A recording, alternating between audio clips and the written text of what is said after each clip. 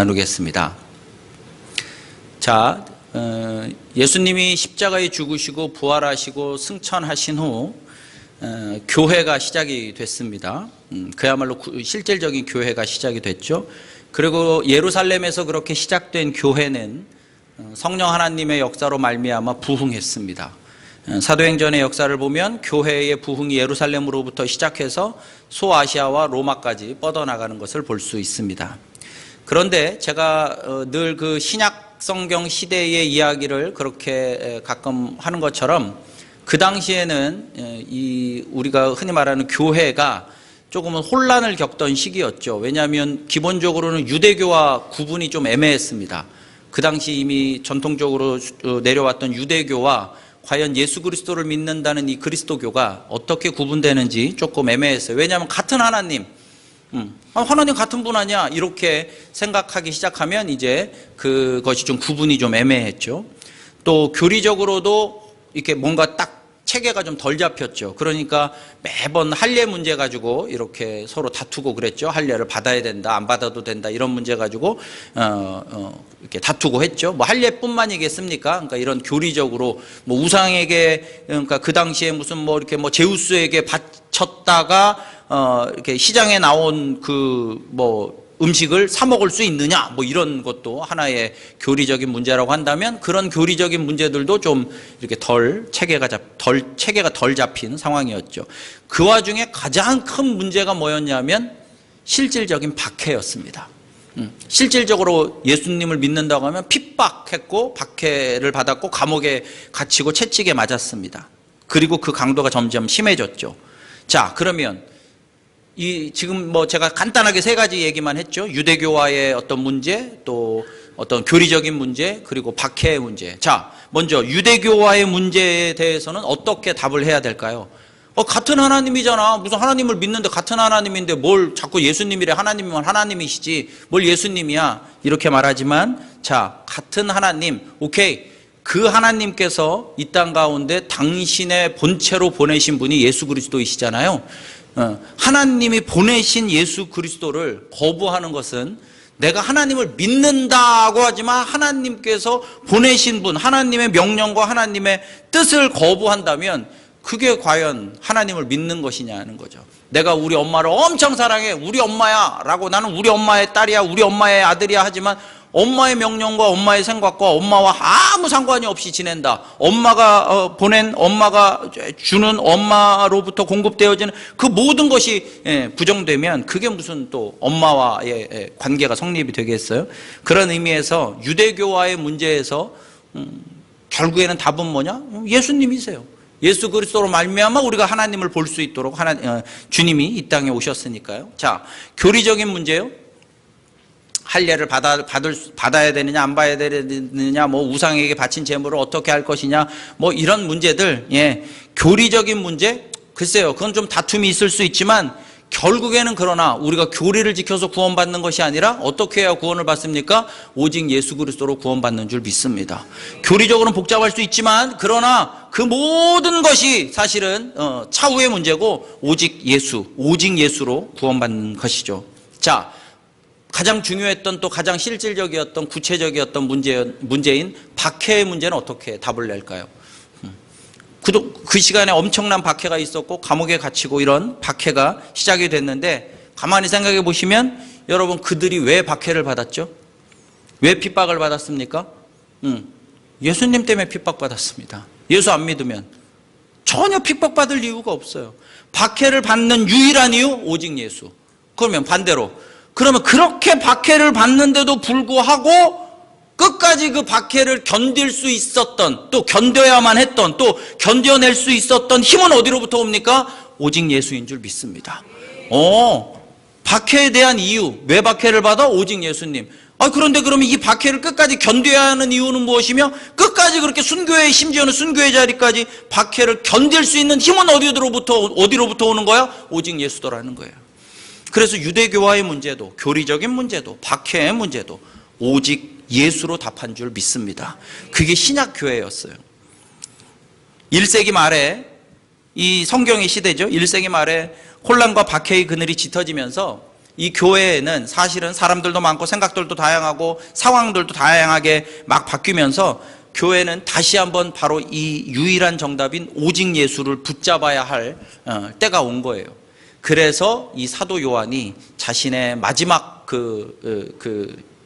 인생의 마지막 사명을 감당하면서 바로 이 요한복음과 요한 1, 2, 3, 4와 요한계시록을 썼다고 볼 수 있습니다.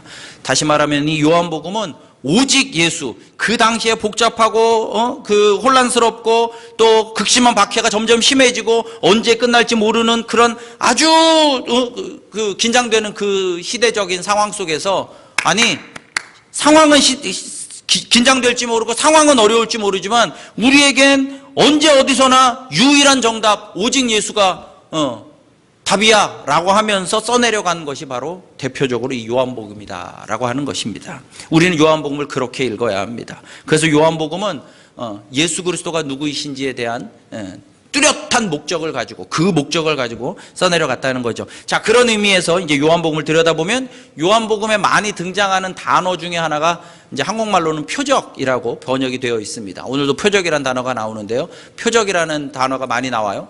이걸 헬라어로 세메이온이라고 하는데요. 이게 이제 영어로 보면 이제 사인이라는 겁니다. 사인. 그러니까 이정표 같은 거죠. 사인. 뭐 서울 좌회전 시청 5km 그러면 좌회전에서 5km를 가면 시청이 나오는구나. 이런 이정표죠. 근데 그 이정표는 시청이 아니죠. 이정표예요. 그런데 그 이정표를 보고 시청을 바라보는 거죠. 우리의 목적은 시청인 거지. 그렇죠? 이정표가 목적이 아니죠. 표적이 그런 겁니다. 자, 표적의 겉모습은 어떻게 나타났느냐? 표적은 기적이었어요. 기적. 요한복음에 어떤 기적이 나옵니까? 복음서에 어떤 기적이 나와요?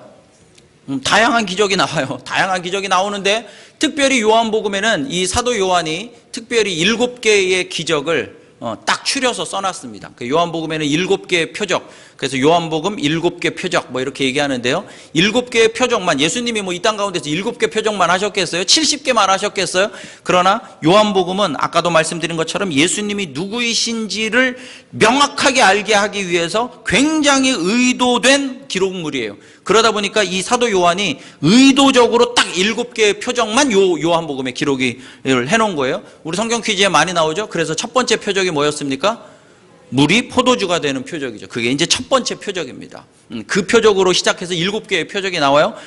해볼까요? 물이 변하여 포도주가 됐고요. 그 다음에 왕의 신하의 아들이 고침을 받았고요. 세 번째가 5장에 보면은 베데스다 연못에 38년 된 병자가 치유받습니다. 그리고 6장에 가보면 오병이요.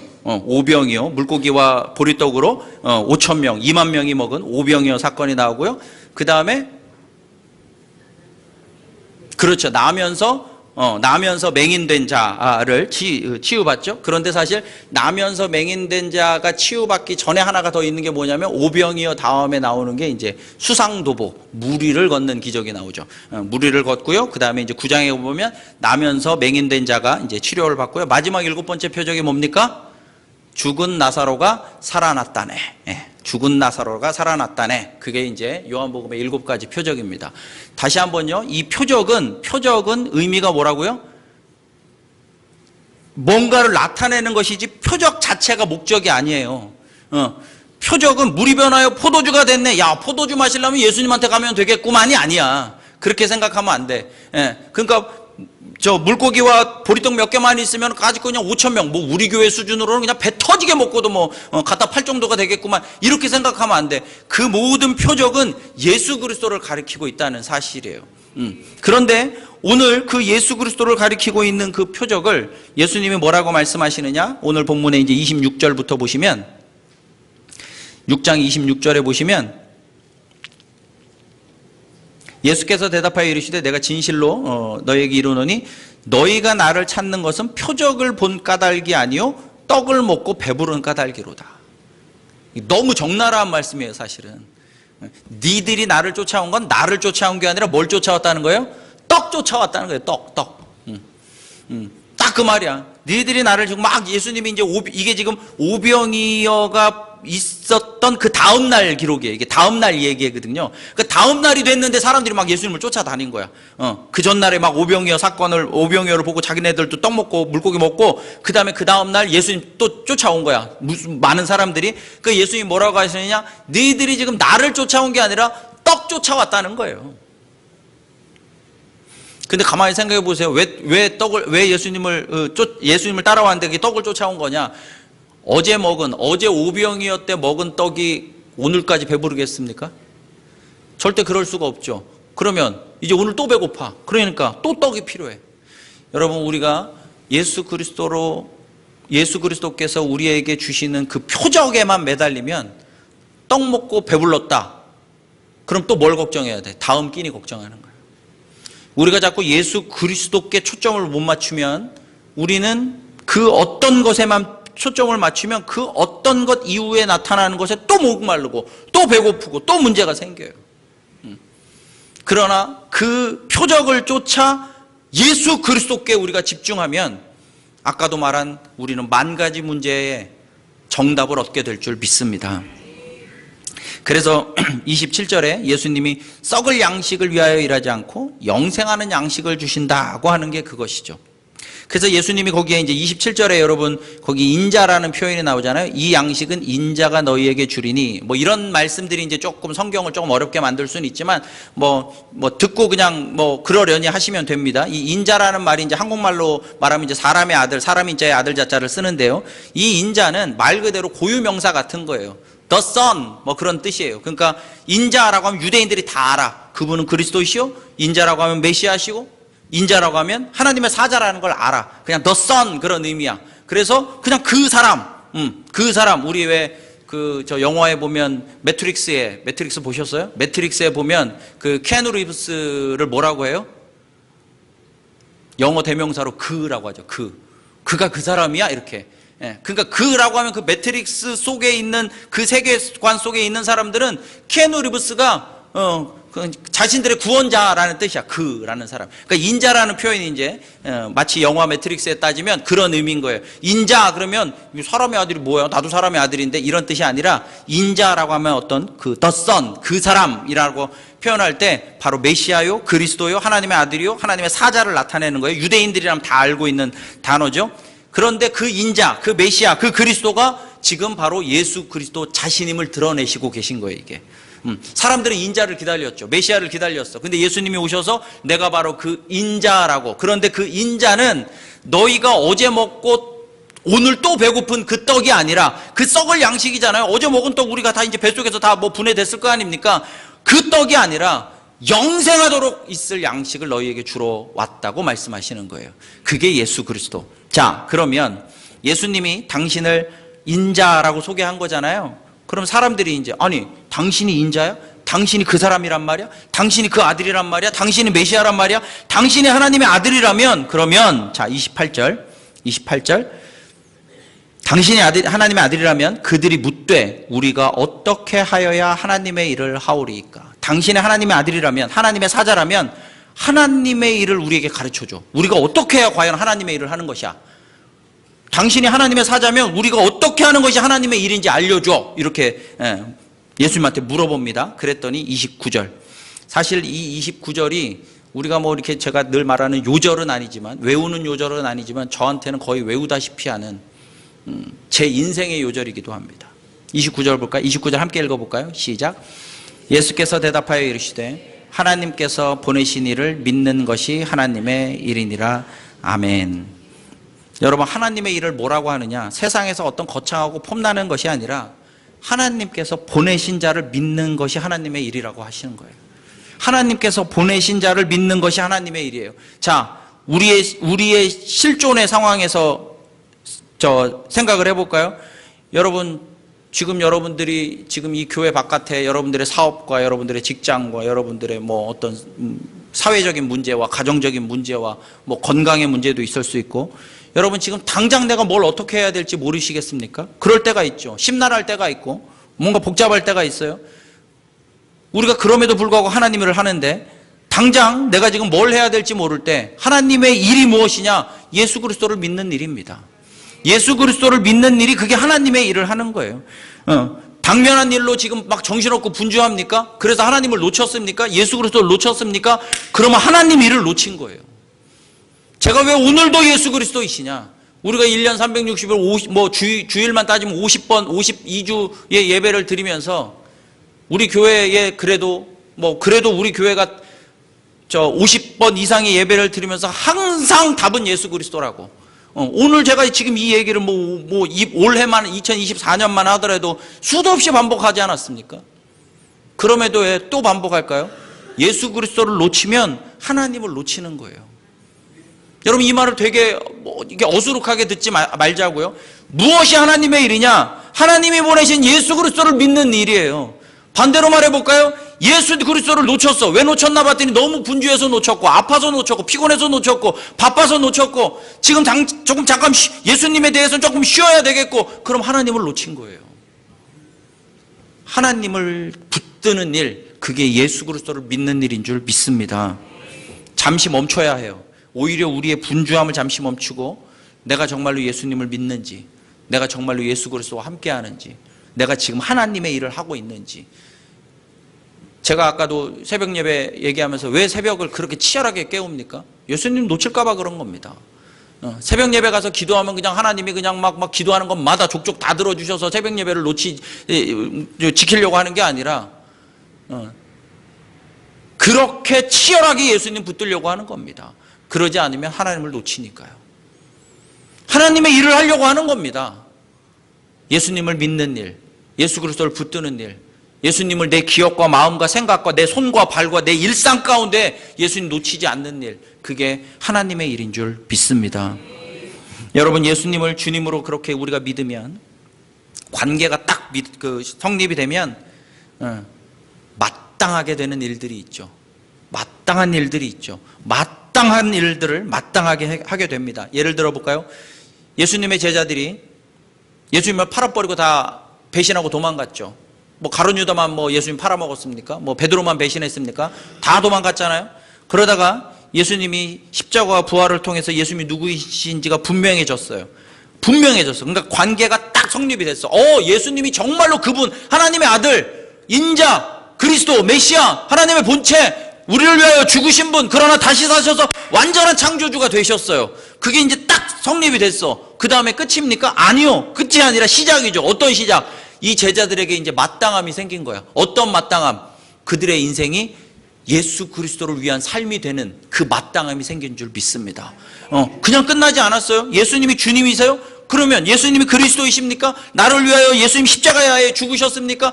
부활하셨습니까? 지금도 여전히 나의 주님이십니까? 영원한 창조주이십니까? 그럼 우리의 삶이 마땅한 거예요. 어떤 마땅함? 예수 그리스도를 위한 삶으로 마땅해지는 줄 믿습니다.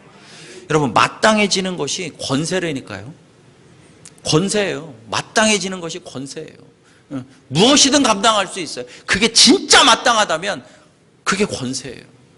그걸 해내야만 한다면 그게 권세예요.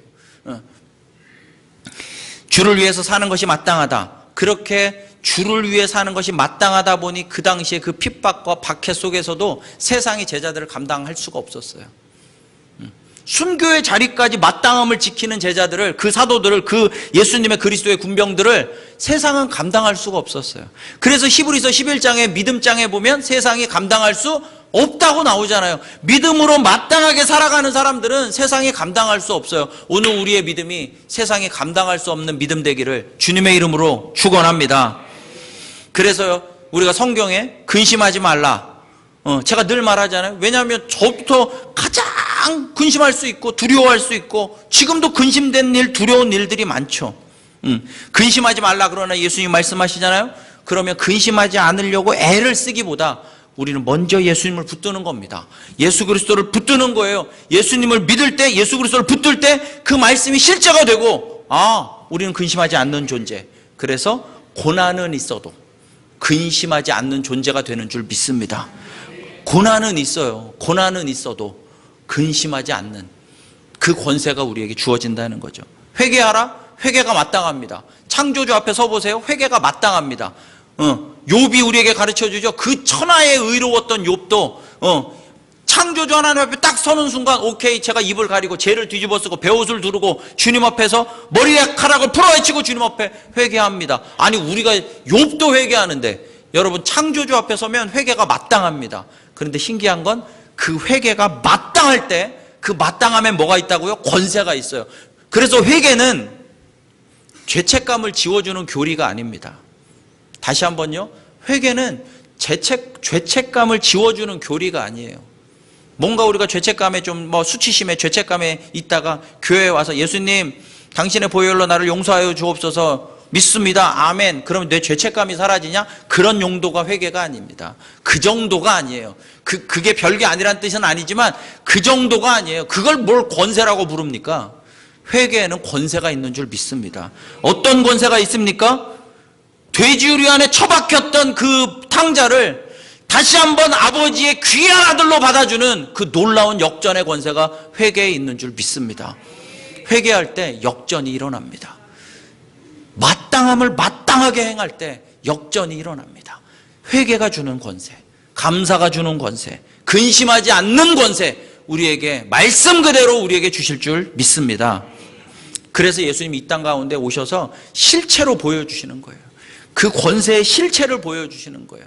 여러분, 이 실체라는 말이 제가 사실 이제 우리 사석에서는 그런 얘기를 종종 하지만 제가 이렇게 강단에서는 사실 이렇게 다른 어떤 종교나 어떤 다른 이렇게 그 가르침이나 다른 철학에 대해서 이렇게 이렇게 비하하거나 그러지 않으려고 애를 쓰고 그럴 마음도 없지만, 제가 이제 어느 날 그 어떤 영상을 보는데 그 어떤 유명한 스님이 나와서 이렇게 그 사람들에게 강연을 하고, 그 강연을 듣는 청중들이 질문을 하면 그 자리에서 막 이렇게 답을 해주는 게 있어요. 인생에 대한 답을 해주는 거죠.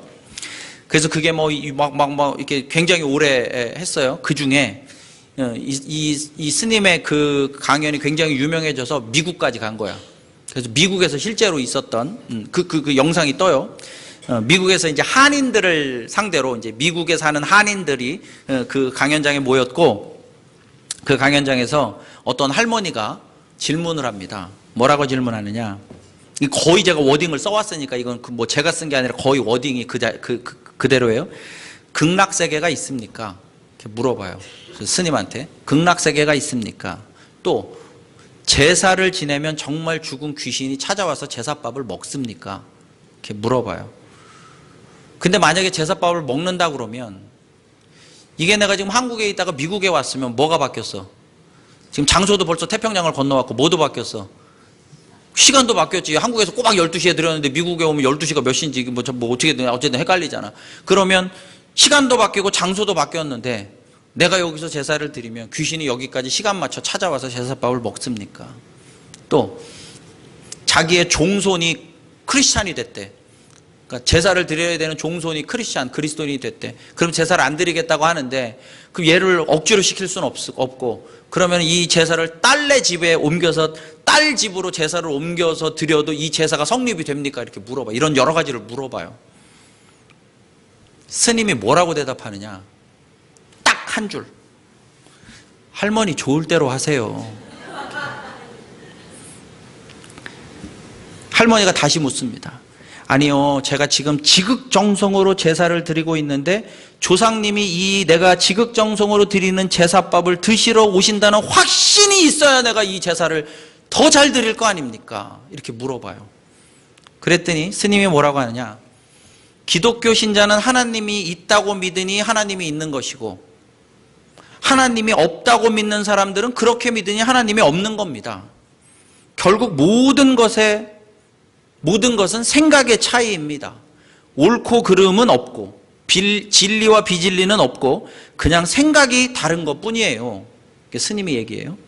그랬더니 이 할머니도 되게 집요하고 이 할머니가 되게 간절한 거예요. 그러니까 그 얘기가 잘 안 들어와. 이 스님 얘기가 잘 안 들어오고 할머니가 뭐라고 하느냐? 이게 감이 오실 거예요. 아니요, 그런 말은 다 떠나서요. 스님이 보시기에 귀신이 진짜로 있는지, 조상님이 이 제사밥을 진짜로 먹으러 오는지, 그거 하나가 제가 의문스럽습니다. 이 할머니가 간절하죠. 정말 간절해.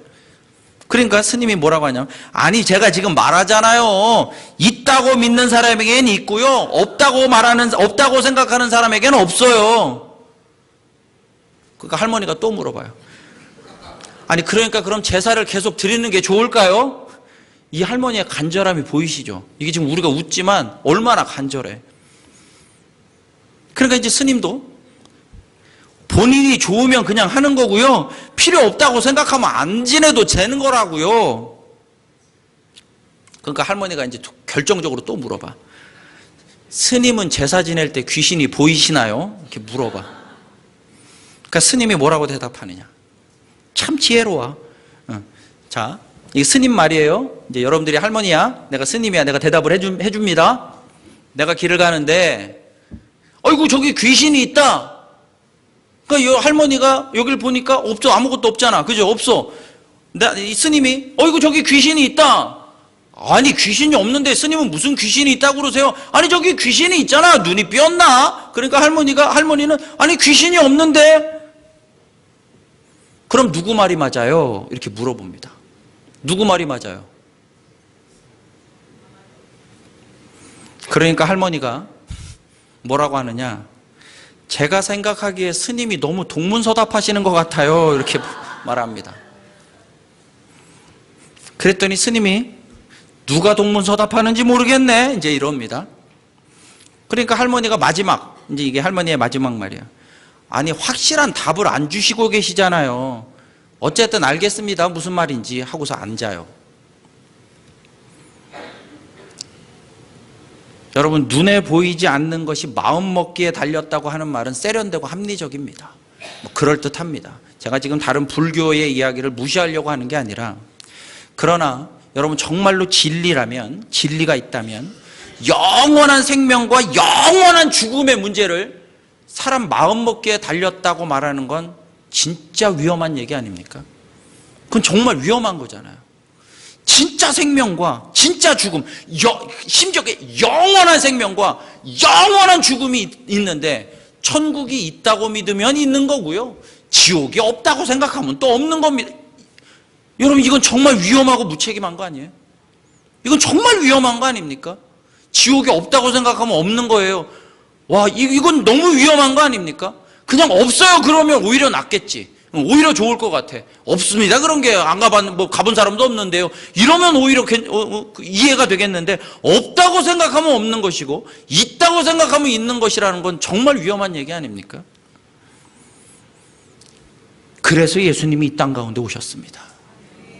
보이지 않는 것을 우리에게, 우리의 눈높이에서, 제가 그 말 너무 자주 쓰죠. 우리 눈높이에서 우리가 상상할 수 없고 생각할 수 없고 개념으로 만들어낼 수 없는 하나님 창조주의 세계를 우리에게 보여주시기 위해서 말씀이, 그 창조주가 육신이 되어 오신 줄 믿습니다.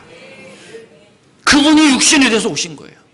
그런데 그냥 육신이 돼서 나 왔다, 나 간다 그러면 헷갈리잖아. 또 그분이 진짜 창조주인지 아닌지 어떻게 알아? 사람이 그냥 창조주라고 믿으면 또 창조주가 아니라고 생각하면 아닌 게 되게, 아니 창조주임을 부정할 수 없도록 삶과 죽음의 통치자로 우리에게 드러나신 줄 믿습니다. 죽으시고 다시 사셨단 말이에요. 완전한 창조주로, 그것도 우리 눈높이에서, 하늘에서 벌어진 사건이 아니라, 천상에서 벌어진 사건이 아니라, 이 지하에서 벌어진 사건이 아니라 우리의 눈높이에서 아기의 모습으로 오셔서 죽으시고 다시 사심으로 영원한 천국과 지옥의 주인이, 시간의 주인이, 영원한 생명의 주인이, 영원한 심판자가 우리에게 확실히 있음을 보여주신 줄 믿습니다. 있다고 생각하면 있는 것이고 없다고 생각하면 없는 게 아니라, 우리가 상상할 수도 없는 그 세계를, 그 창조주의 세계를 우리에게 보여주시기 위해 이 땅 가운데 오신 줄 믿습니다. 여러분, 뭘 보고 믿습니까? 예수님이 그래 말씀하시니까 이 사람들이 30절에 우리가 뭘 보고 믿겠습니까? 또 표적을 또 보여달라 그래. 그러면서 뭐라고 하느냐, 31절에 우리 조상들은 만나를 먹었는데. 그러니까 어제도 떡 먹었고 우리 조상들은 만나 먹었고 오늘 우리 또 떡 달라는 거예요. 지금 오늘 만약에 예수님이 또 떡을 주시면 내일 어떻게 될까요? 또 배고프겠지. 여러분, 우리 주님이 영원한 생명의 주인이 이 땅 가운데 떡 해결하러 오신 것이 아니라 영원한 생명을 우리에게 주시기 위하여, 하나님 세계의 일을 알리시기 위하여, 그리고 영원한 지옥에 떨어질 우리를 영원한 생명으로 옮기시기 위하여 십자가에 당신을 내어드리기 위하여 이 땅에 오신 줄 믿습니다. 여러분, 우리가 고민하는 만나의 세계, 떡의 세계, 그거 다 창조주의 발 아래에 있는 겁니다. 창조주의 발 아래에 있는 것을 바라보는 것이 아니라 우리는 창조주를 바라봐야 할 줄 믿습니다. 그거 위해서 예수님이 이 땅 가운데 오신 겁니다. 심지어 우리의 눈높이에, 그것도 말밥통 위에. 그래서 사람들이 마태복음에 보면, 오늘 우리 요한복음 읽었지만 마태복음에 보면 사람들이 여전히 표적을 보여달라고 그래요. 그래 예수님 뭐라고 말씀하시느냐. 자, 우리 마태복음 12장 39절, 자, 오늘 읽을 마지막 말씀입니다. 마태복음 12장 39절 시작. 예수께서 대답하여 이르시되 악하고 음란한 세대가 표적을 구하나 선지자 요나의 표적밖에는 보일 표적이 없느니라. 아멘. 왜 악하고 음란한 세대일까요? 왜 악할까요? 하나님을 거부하니까 악하고. 왜 음란하다고 할까요? 음란한 게 뭐예요? 내가 너도 사랑하고 너도 사랑하고, 근데 좀 지루하다, 이제 얘를 사랑하고, 이게 음란한 거잖아요. 어제 떡 먹었는데 오늘 또 떡 필요하고요, 오늘 만나 먹었는데 내일 또 물이 필요하고요. 그게 음란한 거예요. 예수님은 주님으로 답을 주시는데 우린 자꾸 다른 거 찾아요. 그게 음란한 겁니다. 내 아내가 있고 내 남편이 있는데 자꾸 다른 남자 다른 여자 찾는다. 그게 음란한 거잖아요. 예수 그리스도가 이토록 확실하게 우리에게 역사하시는데 자꾸 다른 거 찾고, 다른 기적, 다른 표적, 다른 떡, 다른 만나 찾는 거, 그게 음란한 겁니다. 그런데 이 악하고 음란한 세대가, 우리는 다 악하고 음란해요. 하도 부족하고 하도 우리가 인간의 한계 속에 살기 때문에 우린 자꾸 다른 만족 찾고 다른 행복 추구하는데, 아니요, 주님이 확실하게 말씀하십니다. 악하고 음란한 세대가 표적을 구하지만 진짜 완전하고 확실하고 최종적인 표적, 요나의 표적, 주님이 죽으시고 다시 사셔서 우리에게 창조주로 드러나신 이 완전하고 이 영원하고 이 퍼펙트한 그 표적이 우리를 다시 살리고 우리를 일어서게 하고 우리의 만 가지 문제 앞에 한 가지 정답으로 우리로 살게 하실 줄 믿습니다. 마음먹기에 따라 달린 것이 아니라 영원한 생명을 우리 눈높이에서 확실하게 주시기 위해 오셨습니다. 화두만 던지신 게 아니에요. 영원한 생명에 대한 화두만 던지신 게 아닙니다. 그 화두를 성취하시기 위하여 2000년 전 베들레헴 여관방에 누울 곳도 없어서 외양간 말밥통 위에 누우셨지만 정말로 그곳에서 이 땅 가운데서 살아가시면서 우리를 위하여 죽으시고 다시 사셔서 완전한 표적을 통하여 우리에게 영원한 생명으로 역사하신 줄 믿습니다. 오늘은 바로 그 예수님이 오신 날을 기념하고 또 감사하는 날입니다. 그래서 성탄, 오늘도 우리에겐 오직 예수입니다.